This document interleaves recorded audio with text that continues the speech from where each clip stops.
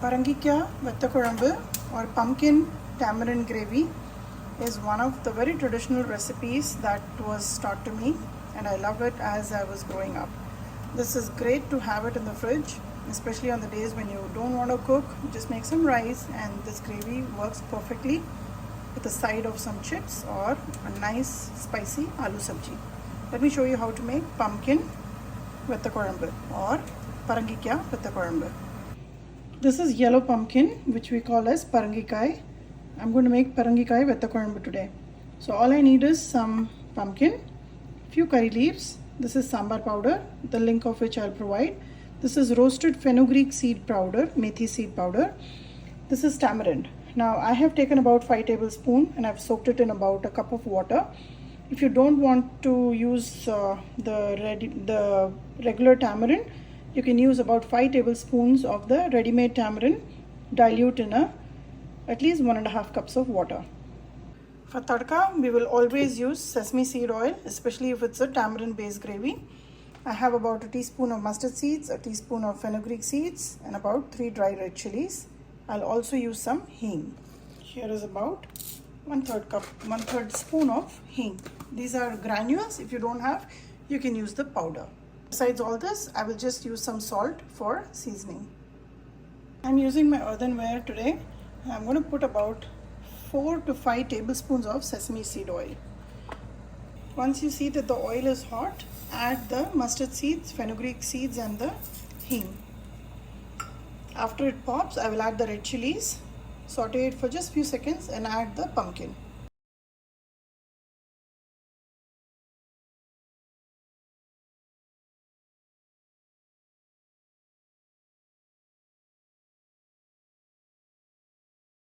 After roasting the pumpkin for about a minute or two, add about 3 to 3.5 spoons of sambar powder. Now mix it well. The sambar powder will roast in the sesame seed oil and it will impart a very nice flavor.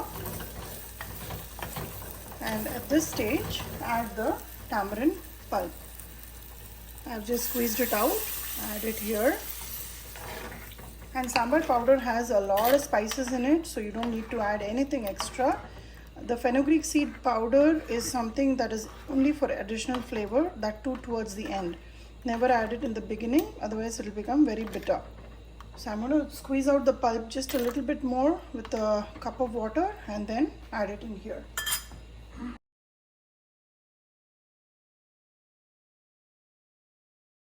After adding the tamarind, add about 2 to 2.5 teaspoons of salt and now let it boil at a medium low heat till you see a nice foam on top.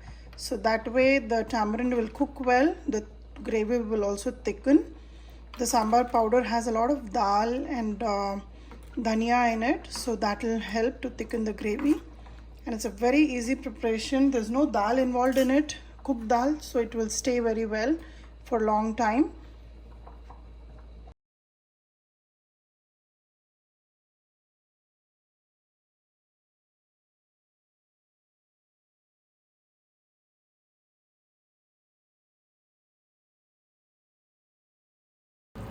You can see that the tamarind is boiled well and there's foaming on top, and it will also start separating oil very soon.